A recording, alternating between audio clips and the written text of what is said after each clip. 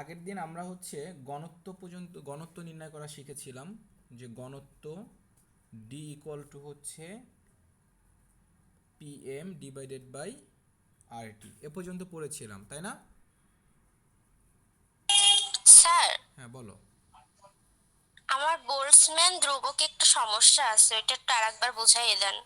Boltzmann ধ্রুবকে আসলে কি বলেছিলাম, যে বোল্টজম্যান হচ্ছে ধ্রুবকটা হচ্ছে হবে তোমার নর্মালি আমরা মোলার যে গ্যাস ধ্রুবকের মান পেয়েছি বিভিন্ন এককে, তো ওই আর এর মানটাকে এনে মানে অ্যাভোগাড্রোর সংখ্যা দ্বারা তুমি ভাগ করবা। সাপোজ এসআই এককে আমরা যদি হচ্ছে বোল্টজম্যান ধ্রুবকটা বের করতে যাই, এসআই এককে আর এর মানটা হচ্ছে 8.314, একে যদি অ্যাভোগাড্রোর সংখ্যা দ্বারা ভাগ করো 6.023 ইন্টু 10⁻23 দ্বারা যদি ভাগ করো, তো এটা ক্যালকুলেটারে তুমি সলভ করে অ্যান্সার পাবা 1.38 ইন্টু হচ্ছে 10⁻23। বুঝতে পারছো? জাস্ট তুমি হ্যাঁ যে স্যার। এককে হচ্ছে আর এর মান থেকে বোল্টজম্যান ধ্রুবকের মান, এখানে তুমি যে এককে আর এর মানটা ব্যবহার করবা, দেন অ্যাভোগাড্রোর সংখ্যা দ্বারা ভাগ করে যে অ্যান্সারটা পাবা, ওইটা হবে ওই এককের বোল্টজম্যান ধ্রুবকের মান। ওকে? হ্যাঁ স্যার। আগের দিন আমরা ঘনত্ব পর্যন্ত পড়েছিলাম তাই না? সবাই পড়ছো বাসায়?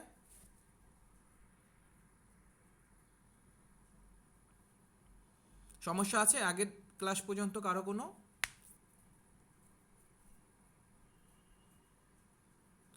মেবি নেই।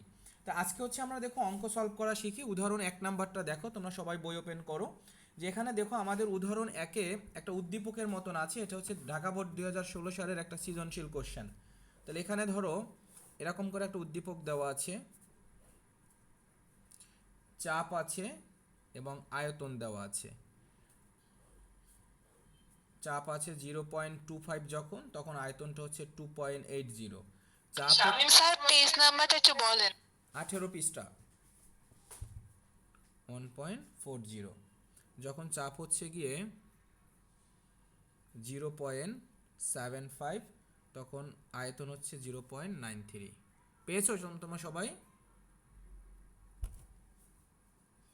জি স্যার। আচ্ছা, এটা হচ্ছে তোমার উদ্দীপক দেওয়া ছিল। উদ্দীপক দিয়ে তোমাকে কোশ্চেন করা হয়েছে অণুর সংখ্যা নির্ণয় করো। উদ্দীপক অনুসারে অণুর সংখ্যা নির্ণয় করো। একটু খুবই যত্ন সহকারে এই কোশ্চেনটার অ্যান্সারটা বুঝতে হবে। এই অণুর সংখ্যা নির্ণয় করা বোর্ড পরীক্ষায় প্রচুর পরিমাণে আসছে, প্রচুর পরিমাণে। তোমার হচ্ছে এভাবে উদ্দীপক দিয়ে তোমাকে বলবে উদ্দীপকে যে গ্যাস আছে ওই গ্যাসটির, এটা হচ্ছে গিয়ে উদ্দীপকটা হচ্ছে 0 ডিগ্রি সেন্টিগ্রেডের জন্য। ওকে? তোমাকে বলছে উদ্দীপক অনুসারে অণুর সংখ্যা ক্যালকুলেট করো। প্রচুর পরিমাণে আসছে এই কোশ্চেনটা বোর্ড পরীক্ষায়। এই জায়গায় হচ্ছে আমরা, আচ্ছা এখানে আমি লিখি, গ মার্ক কোশ্চেনের জন্য যে কয়টা জিনিস খুব বেশি পরীক্ষায় আসছে সেটা হচ্ছে এই অণুর সংখ্যা। গ মার্কের জন্য মানে 3 মার্কের জন্য অণুর সংখ্যা বের করা, তারপর হচ্ছে গিয়ে আরএমএস বেগ বের করা। আরএমএস বেগ আমরা পড়ি নাই, আরএমএস বেগ। তারপর হচ্ছে গতিশক্তি, গতিশক্তি কত এরকম। তারপর হচ্ছে গিয়ে ভর কত, মানে ডাব্লুর মান, ভর কত। তারপর হচ্ছে আংশিক চাপ দিয়ে আরও আসছে, মিশ্রণের চাপ কত, মিশ্রণের চাপ কত। এগুলো আমরা সবই সামনে পড়ব। এই কয়টা কোশ্চেন ঘুরিয়ে ফিরিয়ে এই কয়টা কোশ্চেন দিয়েই 3 মার্কের জন্য কোশ্চেন আসে বোর্ড পরীক্ষায়। সো খুবই ইম্পর্টেন্ট। মানে আগের দিন আমরা হচ্ছে গিয়ে একটা থেকে একটা অঙ্ক করেছিলাম, যেখানে হচ্ছে আণবিক ভরের মানটা আমরা বের করেছি। হ্যাঁ, যে আণবিক ভর বের করার জন্য সূত্র ছিল এই যে আমরা পিবি সমান কি জানি, এনআরটি। তাহলে এখান থেকে পিবি এন এর পরিবর্তে আমরা কি লিখতে পারি, ডাব্লু ডিভাইডেড বাই এম লিখতে পারি, এম আর টি। তাহলে এখান থেকে হচ্ছে পিভি এম ইকুয়াল টু হচ্ছে ডাব্লু আর টি। তাহলে এখন যদি তোমাকে ডাব্লুর মানটা বের করতে বলে, তাহলে ডাব্লু ইকুয়াল টু কী হবে বলো, PB M divided by R T. তাহলে এখানে এই যে বলো, দেখো আমি বলেছি ভর নির্ণয় করো, মানে ডাব্লুর মানটা যদি নির্ণয় করতে বলে তাহলে এই হচ্ছে সেই ফরমেশন।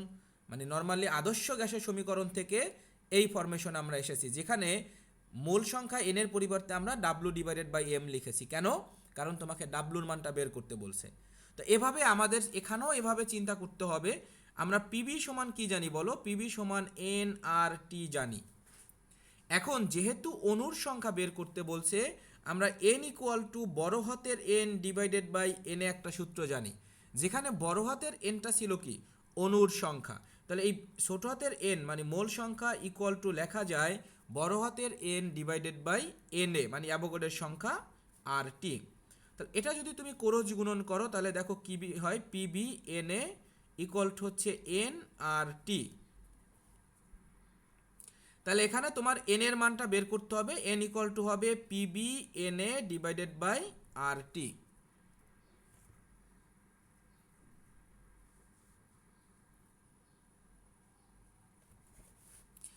ঠিক আছে, এখন তোমার কি কি ইনফরমেশন দেওয়া আছে দেখো। আমাদের টেম্পারেচারটা দেওয়া আছে 0 ডিগ্রি সেন্টিগ্রেড, 0 প্লাস হচ্ছে 273, তাহলে হবে কত? 273 কেলভিন হবে। তারপরে দেখো আমাদের পি এর মানটা, এখন এখানে ইনফরমেশনটা দেখো, উদ্দীপকে তিনটা কম্বিনেশন দেওয়া আছে। চাপ যখন এটা চিন্তা করবা তখন আয়তন অবশ্যই এটা ধরতে হবে, চাপ যখন এটা নিবা আয়তন অবশ্যই এটা নিতে হবে, চাপ যদি এইটা নাও আয়তন অবশ্যই এটা নিতে হবে। যে কোনো একটা কম্বিনেশন নিয়ে আমরা কাজ করব। মনে করো আমরা ফার্স্ট কম্বিনেশনটা নিয়ে কাজ করি। তাহলে প্রথমত চাপ দেওয়া আছে কত? 0.25, এটা অ্যাটমসফিয়ার এককে দেওয়া আছে। দেখো বাংলায় যে চাপ লিখেছে তার পাশে হচ্ছে ব্র্যাকেট লিখে অ্যাটমসফিয়ার লেখা আছে, সুতরাং চাপটা হচ্ছে আমাদের অ্যাটমসফিয়ার এককে দেওয়া আছে। তাহলে এই চাপটা 0.25 নিয়েছে, তার আয়তন অবশ্যই 2.80 নিতে হবে। 2.80 দেখো এটাও লিটার এককে দেওয়া আছে। ওকে, তাহলে এখন আমরা হচ্ছে মানগুলো বসিয়ে দেই। পি এর মান কত? পি এর মান 0.25, বি এর মান কত? 2.80, অ্যাভোগাড্রোর সংখ্যা হচ্ছে 6.023 10⁻23। আর এর মান দেখো, আমরা সব আগের দিনও বলেছিলাম আমরা হচ্ছে চাপ হচ্ছে অ্যাটমসফিয়ার এককে নিয়ে, আয়তনটাকে লিটার এককে নিয়ে মোলার গ্যাস দ্রবকটা ইউজ করব। লিটার অ্যাটমসফিয়ার এককে যে আমরা মোলার গ্যাস দ্রবকটা 0.0821 যে মানটা জানি সেটা ইউজ করব। টেম্পারেচারটা 0 ডিগ্রি সেন্টিগ্রেড, এটাকে অবশ্যই কেলভিন এককে নিতে হবে 273 যোগ করে, সুতরাং আমরা 273 পেলাম। তাহলে এখান থেকে আমরা দেখো এখন ক্যালকুলেশন করে এন এর মানটা পেয়ে যাব। কত আসে? 0.25 ইন্টু হচ্ছে গিয়ে 2.80 ইন্টু হচ্ছে গিয়ে 6.023 10⁻23 0.0821 ইন্টু হচ্ছে 273, তাতে অ্যান্সার আসবে 1.88 ইন্টু হচ্ছে গিয়ে 10⁻22 টি। তাহলে দেখো আমাদের অ্যান্সারটা হয়ে গেছে 1.88 ইন্টু 10⁻22 টি হচ্ছে অণু রয়েছে। আমরা কি বুঝতে পারছি ক্লিয়ারলি? আপনারটা একটু ফুল ভাবে ধরা যায়? হ্যাঁ অবশ্যই ফুলভাবে ধরা যাবে, কেন যাবে না বলো? এই বুঝছো কিনা সেটা বলো। স্যার হয়েছে। জি স্যার। সবাই বুঝছো? স্যার এখানে কি চাপ যদি অন্যগুলো ধরি আর মানে সেই সিকোয়েন্সে আয়তন ধরি তাহলেও কি একই একই অ্যান্সার রেজাল্ট আসবে? একই অ্যান্সার আসবে। চেক করি আমরা, দেখো একই অ্যান্সার আসবে। আমরা যদি দ্বিতীয় কম্বিনেশনটা নিয়ে যদি কাজ করি, টেম্পারেচার হচ্ছে 0, এর সাথে 273 যদি যোগ করো তাতে দেখো 273 কেলভিনে আসবে।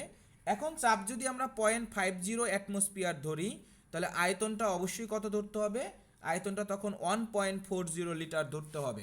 তাহলে এন সমান আমাদের কি সূত্র আসছিল? এন সমান হচ্ছে PV N A divided by হচ্ছে আর টি। তাহলে এখন মান বসিয়ে দেখো, পি এর মান হচ্ছে গিয়ে কত? 0.50, আয়তন হচ্ছে 1.40, 6.023 ইন্টু হচ্ছে 10⁻23 ডিভাইড হচ্ছে 0.0821 ইন্টু হচ্ছে 273, একই অ্যান্সার পাবা।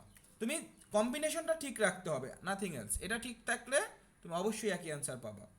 0.50 ইন্টু হচ্ছে গিয়ে 1.40 ইন্টু হচ্ছে 6.023 10⁻23 0.0821 ইন্টু হচ্ছে 273, 1.88 ইন্টু হচ্ছে 10⁻22, একই অ্যান্সার পাবা, বুঝলা? জি স্যার। এখন তুমি যদি থার্ড কম্বিনেশনটা নাও তার জন্য তুমি ক্যালকুলেশন করে বাসায় দেখিও, দেখবা একই অ্যান্সার পাবা। আমরা কি বুঝতে পারছি এই নাম্বার কোশ্চেনটা? হ্যাঁ বলো। স্যার এখানে কি আর এর মান বি এর উপর নির্ভরশীল, মানে বি যে এককে থাকবে আর এর সেই মানটাই নিব? না, আমরা হচ্ছে আমি কিন্তু আগের দিন এই কথাটা ক্লিয়ার করেছিলাম। আর হচ্ছে আমরা এইটাই ব্যবহার করব সব জায়গায়, হ্যাঁ। এজন্য এইটা ব্যবহার করার জন্য আমাদের যে কাজটা করতে হবে, বিটা লিটার এককে না থাকলেও সেই লিটার এককে কনভার্ট করতে হবে, চাপটা হচ্ছে গিয়ে অ্যাটমসফিয়ার এককে না থাকলেও সেই চাপটাকে অ্যাটমসফিয়ার এককে কনভার্ট করে আয়তনটাকে লিটার এককে, চাপটাকে অ্যাটমসফিয়ার এককে কনভার্ট করার পরে সেই আয়তন হচ্ছে লিটার একক ব্যবহার করব, চাপটা অ্যাটমসফিয়ার একক ব্যবহার করব, তখনই আর এর মানটা হচ্ছে লিটার অ্যাটমসফিয়ার এককটা ব্যবহার করতে পারবো। বুঝছি? জি স্যার বুঝছি। ওকে, ডান। এখন বি নাম্বার কোশ্চেনটায় বলেছিল, ওই সৃজনশীল কোশ্চেনটায় বি নাম্বারে বলছে যে উদ্দীপকের গ্যাসটি, কোশ্চেনটা এমন আছে দেখো, উদ্দীপকের গ্যাসটি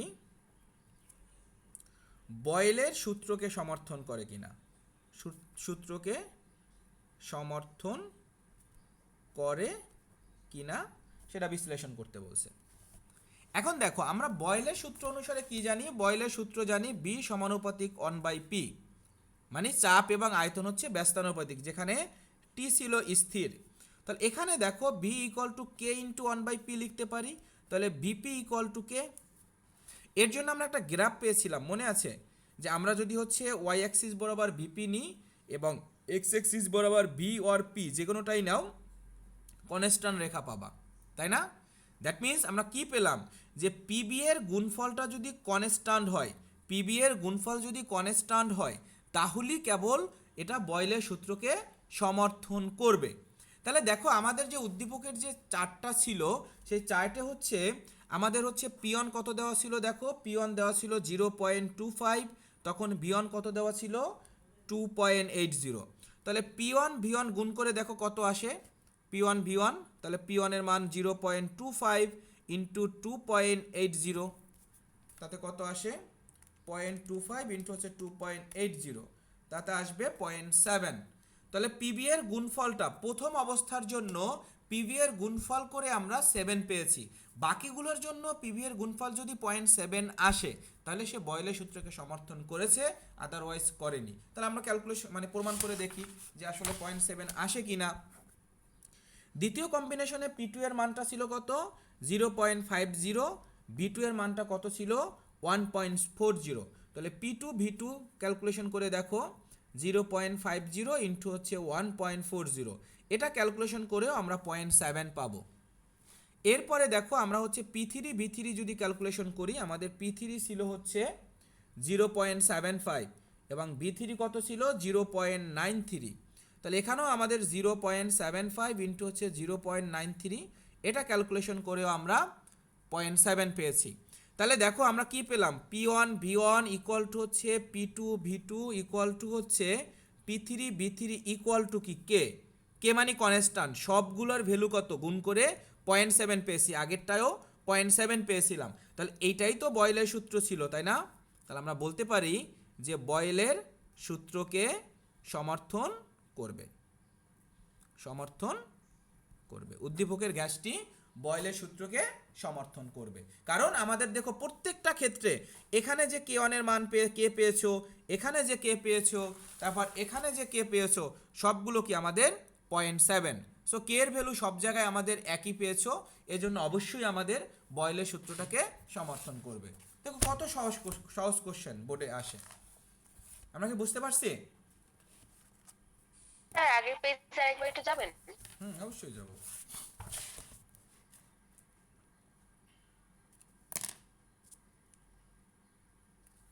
জি স্যার হইছে। স্যার বলো। এখানে কি চার্লসের সূত্রকে সমর্থন করবে কিনা এটাও মানে কোশ্চেনে আসতে পারে? হ্যাঁ আসতেই পারে। তখন তুমি চার্লসের সূত্র কি P/T, তাই না? তুমি হচ্ছে P/T, এখানে তো টি এর মান তো দেওয়া নাই, তাহলে তোমার এখানে তখন অবশ্যই উদ্দীপকে টি এর মানটা দেওয়া থাকতো। বুঝতে পেরেছো?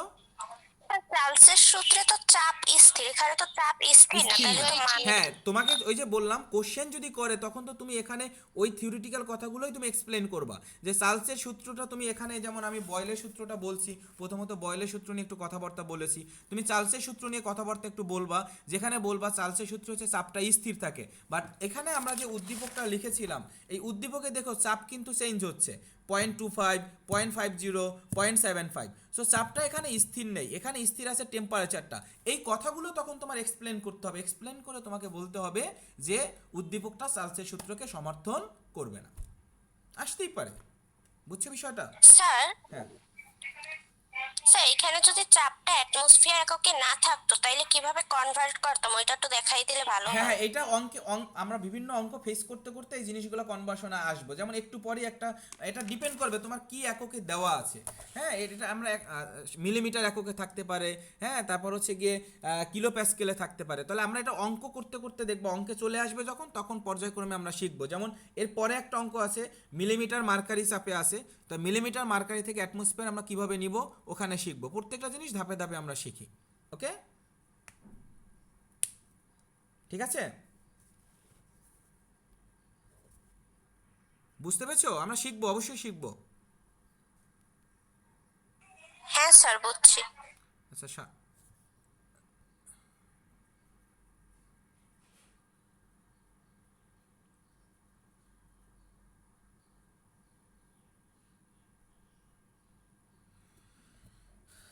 আতিয়া সারা কি অবস্থা তোমার? তোমার হচ্ছে ফ্যামিলি মানে অসুস্থতা বা তোমার নিজের অসুস্থতা কি অবস্থা তোমার? সবকিছু ঠিকঠাক এখন স্যার সবাই? আসছি আলহামদুলিল্লাহ। তোমার অবস্থা কি এখন, শারীরিক অবস্থা কি? লেখাপড়া করতে পারতেছো? জ্বর আছে, এই তো। লেখাপড়া করতে পারো? স্যার করি, স্যার মোটামুটি হয়। কেমিস্ট্রিতে কি অনেক গ্যাপ পড়ে গেছে তোমার, না মোটামুটি করে? মোটামুটি পারতেছি। মোটামুটি করে আগাচ্ছ নাকি? সুস্থ হলে ওই গ্যাপগুলো হচ্ছে অবশ্যই পূরণ করার চেষ্টা করবো। স্যার আপনি কি ডাকছিলেন? আমি বুঝি নাই কি বলছো, সোয়া কি স্যার বলছো তুমি? আপনি কি ডাকছিলেন আমাকে? না না, সোয়া তোমাকে ডাকেনি। সোয়া লেখাপড়া করো তো ঠিক মতন? স্যার মাঝখান থেকে হচ্ছে কি ওই যে মোবাইলের দিকে তাকাই থাকতে থাকতে চোখ লাল হয়ে গেছিল, হুম, মাথা ব্যথা ছিল, জ্বর জ্বর ছিল, এরপর আস্তে আস্তে এখন ঠিক আছে। আচ্ছা ঠিক আছে, তাহলে পড়ো। হ্যাঁ, আর যেগুলো সমস্যা হয়েছে ভিডিও দেখে হচ্ছে গিয়ে ক্লিয়ার হয়ে নিও, আর সময় সুযোগ মতন। ওকে, আমরা 2 নাম্বারও দেখো, আমাদের হচ্ছে দুইটা কোশ্চেন আছে, 2-এর এ বি নামে দুইটা কোশ্চেন আছে।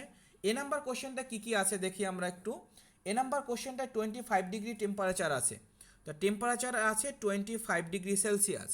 তো টেম্পারেচারটাকে আমরা কেলভিন এককে কনভার্ট করার জন্য কি করব, 273 যোগ করব। তো 273 যোগ করলে আমরা 298 কেলভিন পাবো।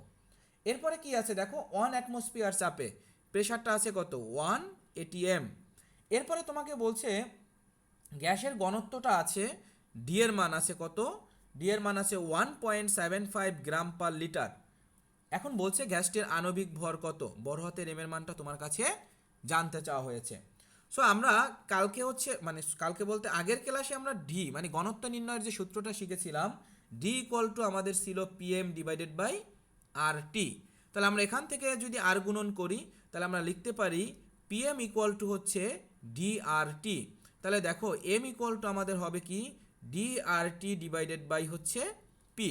তাহলে দেখো আমাদের ডি এর মানটা কত আছে, 1.75 ইন্টু হচ্ছে চাপ, যেহেতু অ্যাটমসফিয়ার এককে আছে অবশ্যই মোলার গ্যাস দুর্ভোগটা লিটার অ্যাটমসফিয়ারটা ইউজ করব 298, চাপের মানটা কত আছে 1। তাহলে এখানে যদি ক্যালকুলেশন করি আমরা, ক্যালকুলেশন করে আমরা পাবো 42.82। তাহলে গ্যাসটির আণবিক ভরটা আমাদের বের হয়ে গেছে। এই লেভেলের কোশ্চেনগুলো আমি আবারও রিপিট করতেছি, এই লেভেলের কোশ্চেনগুলো বোর্ড পরীক্ষায় 3 মার্কের জন্য প্রচুর পরিমাণে আসে। এতটুকু ম্যাথ 3 মার্ক প্রচুর পরিমাণে আসে এই রিলেটেড ম্যাথগুলো। এরপরে দেখো স্যার স্যার এখানে যদি মানে চাপটা অ্যাটমসফিয়ারে থাকে তাহলে ওই যে আয়তনটা লিটারে অথবা ঘনত্বটা পার লিটারে মানে কাউন্ট করতে হবে, আর ওই আর 0.0821 হবে। হ্যাঁ হ্যাঁ হ্যাঁ, মানে না থাকলেও শোন, আমি কিন্তু আগেও কিছুক্ষণ আগেও কথাটা বলেছি, যদি চাপ যদি অ্যাটমসফিয়ার এককে, যেমন এই 2 নম্বর বি নম্বর অঙ্কটা করলেই দেখবা মানে আমরা যদি চাপ যদি অ্যাটমসফিয়ার এককে নাও থাকে আমরা চাপটাকে অ্যাটমসফিয়ার এককে নিব, আয়তনটা যদি লিটার এককে নাও থাকে আমরা আয়তনটাকে লিটার এককে নিব, তারপরে আর এর মানটা হচ্ছে 0.0821 ব্যবহার করব। একমাত্র দুইটা জায়গায় আমরা হচ্ছে আর এর মানটা এসআই এককে ব্যবহার করতে হবে। সেটা হচ্ছে এখানে দেখো আমরা দুইটা কোশ্চেন বলেছি যে আরএমএস বেগ গতিশক্তি বলছি না, এই আরএমএস বেগ এবং গতিশক্তি আমরা সামনে পড়বো, এখনও পড়ি নাই, সো মাথা খারাপ হওয়ার কিছুই নেই। আরএমএস বেগ এবং গতিশক্তি আমরা যখন করব তখন হচ্ছে আর এর মানটা এসআই এককটা ব্যবহার করব। আর সব জায়গায় আর এর মানটা হচ্ছে আমরা লিটার অ্যাটমসফিয়ার একক ব্যবহার করব, কিন্তু কন্ডিশন হচ্ছে লিটার অ্যাটমসফিয়ার এককে যদি আর এর মানটা ব্যবহার করতে চাও তোমাকে অবশ্যই চাপটাকে অ্যাটমসফিয়ার এককে, আয়তনটাকে লিটার এককে কনভার্ট করে তারপরে আর এর মানটা লিটার অ্যাটমসফিয়ার এককটা আমরা ব্যবহার করব। যেমন এই যে 2 নম্বরের বি নাম্বার কোশ্চেনটাই আমরা দেখি, দেখো আমাদের কি প্রবলেমটা আছে এখানে। দেখো এখানে আমাদের হচ্ছে বলছে প্রথমত 30 ডিগ্রি সেলসিয়াস টেম্পারেচার, তাহলে টি এর মান আছে 30 ডিগ্রি সেলসিয়াস, তাহলে 30 যোগ হচ্ছে 273, তাহলে আমাদের 303 কেলভিন হবে। এরপরে দেখো আমাদের আছে কি, চাপটা আছে কত, চাপ হচ্ছে 780 মিলিমিটার মার্কারি চাপ আছে। ওকে, এখন আমরা আদর্শ অবস্থায়, মানে তুমি আদর্শ বলতে তোমাদের বইতে হচ্ছে এসটিপি এসিটিপি নামে দুইটা টার্ম পড়েছে আগের দিন, মনে আছে? এই যে দেখো এসটিপি এবং এসএটিপি নামে দুইটা টার্ম পড়েছি, যেখানে প্রমাণ চাপটা কত, 1 বায়ুচাপ। 1 বায়ুচাপ মানে হচ্ছে 1 অ্যাটমসফিয়ারকে বুঝাইছে। কিলো প্যাসকেল যখন থাকবে তখন সেটা হচ্ছে 101.325 কিলো প্যাসকেল, আর 76 সেন্টিমিটার বা 760 মিলিমিটার মার্কারি চাপ। পারদ চাপ মানে মার্কারি চাপ। তাহলে এখন দেখো এখানে 760-এর জায়গায় কত দেওয়া আছে, 780 দেওয়া আছে। তাহলে এখন এটাকে যদি তুমি হচ্ছে অ্যাটমসফিয়ার এককে কনভার্ট করতে চাও, প্রমাণ অবস্থা আমরা জানি 760, তাহলে 760 দ্বারা ভাগ করলে এই মিলিমিটার মার্কারি চাপটা যাই দেওয়া থাকুক না কেন, ওকে 760 দ্বারা যদি আমরা ভাগ করি তাহলে সেটা অ্যাটমসফিয়ারে কনভার্ট হয়ে যাবে। তাহলে এখানে অ্যাটমসফিয়ারে কত আসবে দেখি, অ্যাটমসফিয়ার আসলো 1.0263 ATM। আমরা কি বুঝতে পারছি কথা? জি স্যার।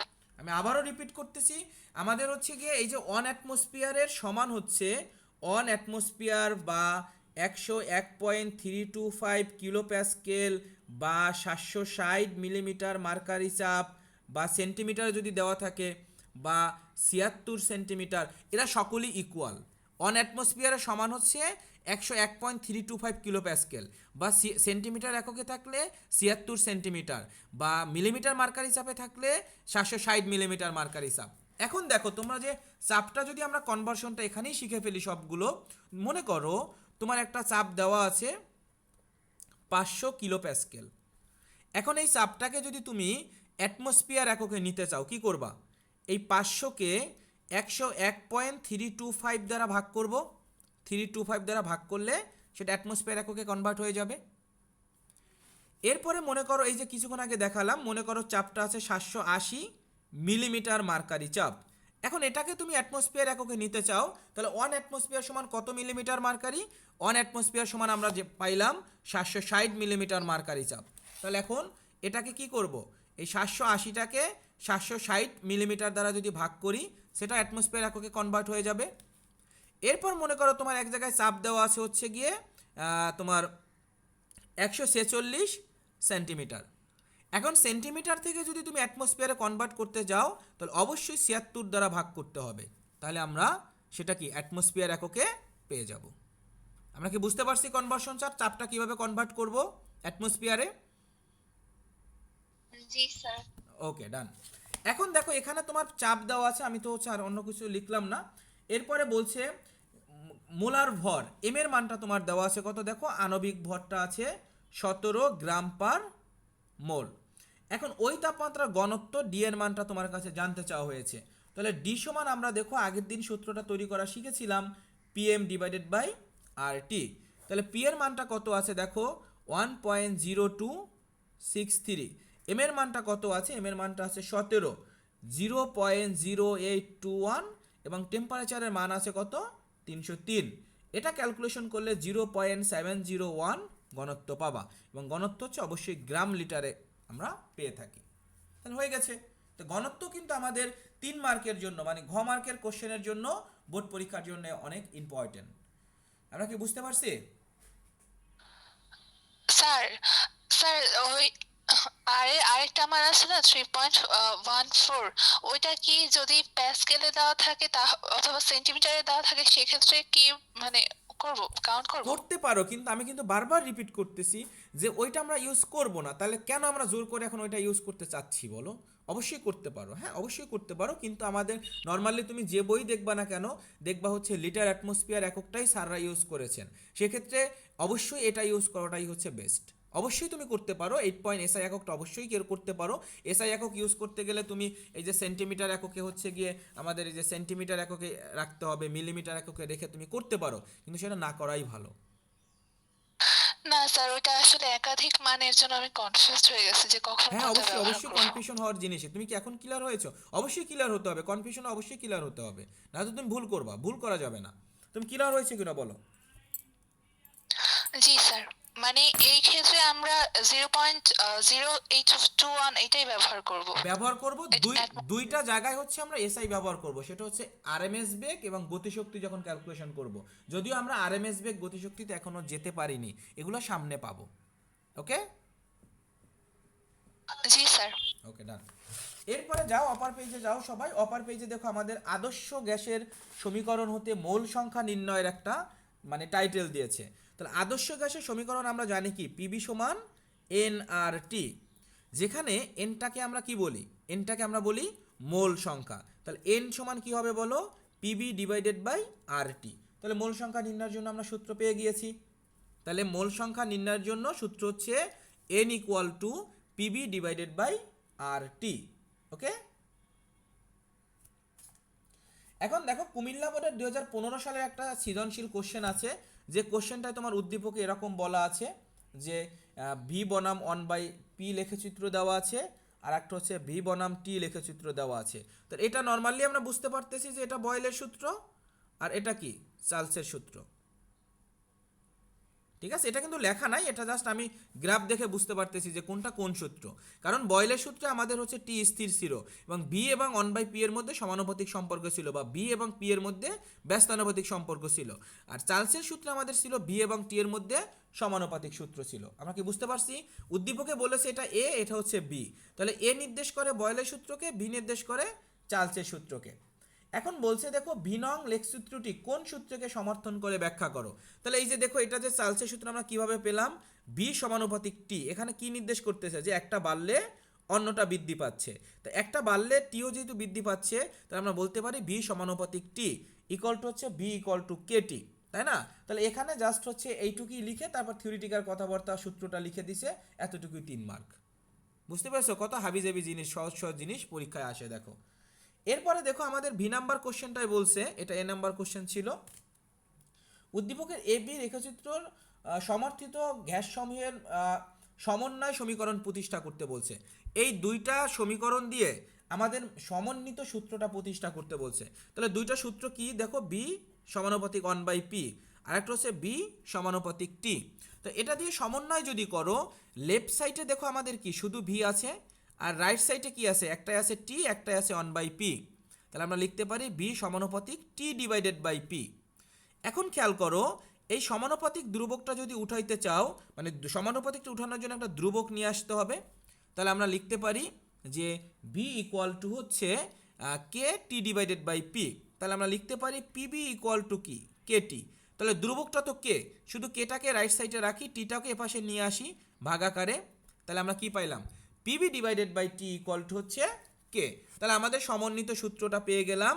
যদি একের অধিক গ্যাসের জন্য হয়, তাহলে P1 ডিভাইডেড বাই হচ্ছে T1 ইকুয়াল টু হচ্ছে P2 ডিভাইডেড বাই হচ্ছে T2। এভাবে আমরা কনস্ট্যান্টলি লিখতে পারবো। আমরা কি বুঝতে পারছি? সমন্বিত সূত্রটা বুঝতে পারছি কিভাবে সমন্বিত সূত্রটা প্রিপেয়ার করা হয়েছে? জি স্যার। ওকে, এরপরে তোমাদের হচ্ছে অঙ্ক আছে, কয়টা SW দিব বলো? আর সব অঙ্কগুলো সহজ। 1 থেকে 9, 1 থেকে 9 ভিতর তোমার 1-2 নাম্বার অঙ্ক, ওটা তার অঙ্ক না, জাস্ট মানগুলো লিখতে বলছে। 1 থেকে 9 এবং পরবর্তীতে এটা হচ্ছে ক নাম্বারে, এবং খ নাম্বারে 1 থেকে 10 সবগুলো SW থাকবে, সবগুলো SW থাকবে তোমাদের। নেক্সট দিন এইবার যাতে আমি নেক্সট দিন থেকে কে কে এইচডাব্লিউ দিচ্ছ না আমি কিন্তু মার্ক করব। অনেক অনেক স্যাক্রিফাইস করেছি, অনেক দিন যাবত কিছু তোমাদের বলছি না। নেক্সট দিন কে কে এইচডাব্লিউ দিচ্ছ কে কে দিচ্ছ না আমি কিন্তু মার্ক করব। সো এ আমাদের কয়টা, স্যার 10টা এবং হচ্ছে 9টা। হ্যাঁ 9টা এবং একটাই 2টা আছে, যেমন 7 নম্বরে 2টা আছে, টোটাল 20টা অঙ্ক এইচডাব্লিউ। হ্যাঁ বলো। স্যার আমাদের ক্ষয়ের 3-এ আরএমএস বেগ নির্ণয় করতে বলছো, ওইটা তো আমরা করি নাই। কোনটায়? ক্ষয়ের 3-এ। আচ্ছা, আরএমএস বেগ যেহেতু বের করতে বলছে ওইটা বাদ দিয়ে বাকিটা করবা। ঘনত্ব এবং আণবিক ভর বের করতে পারবা, আরএমএস বেগটা আমরা শিখি নাই, সো করবো না, বুঝছি? জি স্যার। ওকে, এরপরে দেখো আমরা আরেকটা নিউ সূত্রে যাব এখন, সেটা হচ্ছে গ্যালুসকের চাপীয় সূত্রে যাব।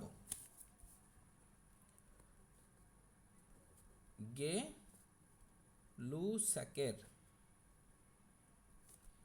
চাপীয় সূত্র। এখন দেখো আমাদের হচ্ছে বয়েলের সূত্রে টিটা স্থির ছিল, চার্লসের সূত্রে হচ্ছে পিটা স্থির ছিল। হ্যাঁ আমাদের কিন্তু হচ্ছে গিয়ে আয়তনটা স্থির ছিল না। এখন আমাদের হবে কি, আয়তনটা স্থির থাকবে। তো আয়তন স্থির থাকলে আমাদের কি হবে, বাকি থাকে কি পি এবং টি। তাহলে গ্যালুসকের চাপীয় সূত্রটা হচ্ছে চাপ এবং তাপমাত্রা পরস্পরের সমানুপাতিক। তাহলে সূত্রটা আমরা কি বলতে পারি, স্থির আয়তনে একটা নির্দিষ্ট ভর বিশিষ্ট কোনো গ্যাসের চাপ তার পরম তাপমাত্রা, মানে ওই চাপটা একটা নির্দিষ্ট তাপমাত্রার সমানুপাতিক হবে। মানে পরম তাপমান যে অবস্থায় যে টেম্পারেচারটা থাকবে সেই টেম্পারেচারের সমানুপাতিক হারে পরিবর্তিত হতে থাকবে। তাহলে এখানে দেখো আমরা যদি একটা ধ্রুবক নিয়ে আসি, পি ইকুয়াল টু কেটি লিখতে পারি, তাহলে P divided by T equal to আমাদের কে চলে আসবে। সো এর জন্য আমরা গ্রাফ তৈরি করতে পারি, পি এবং টির বেতার সম্পর্ক সমানুপাতিক। তাহলে দেখো একটা বাড়লে অন্যটাও বৃদ্ধি পাবে, এভাবে গ্রাফটা আমাদের প্রিপার হতে পারে। আবার যদি হচ্ছে তুমি এখানে পি ডিভাইডেড বাই টি যদি ওয়াই এক্সিস বরাবর নাও, আর এখানে যদি হচ্ছে টি নাও, তাহলে ওই যে কনস্ট্যান্ট আগের মতন সূত্র। তাহলে এখানে আমাদের এভাবে একটা গ্রাফও আসতে পারে। মানে চার্লসের সূত্রের জন্য, বয়েলের সূত্রের জন্য যেমন তুমি গ্রাফ পড়েছো, তার মানে গ্যালুসকের চাপের সূত্রের জন্য সেই মতো আমাদের গ্রাফটা প্রিপার করা লাগতে পারে। আমরা কি বুঝতে পেরেছি? তাহলে এখানে যদি একের অধিক গ্যাস চিন্তা করো, তাহলে P one divided by T one equal to আমরা কি লিখতে পারি, P two divided by T two equal to dot dot dot equal to হচ্ছে কে, জাস্ট একের অধিক গ্যাসের জন্য। কিন্তু ম্যাথমেটিক্স যখন করবা তখন নর্মালি দুইটা গ্যাসের সাথে কম্পেয়ার করা হয়, তখন স্বাভাবিকভাবে কি আমরা এইভাবেই সূত্রটা ইউজ করব। যেমন আমরা বয়েলের সূত্রের জন্য লিখেছি P one V one equal to কি পি টু ভি টু, এটা ছিল বয়েলের সূত্রের জন্য। চার্লসের সূত্র লিখেছি কি আমরা T one V one divided by T one equal to হচ্ছে কি V two divided by T two, এটা লিখেছি চার্লসের সূত্রের জন্য। বয়েলের সূত্র, চার্লসের সূত্র,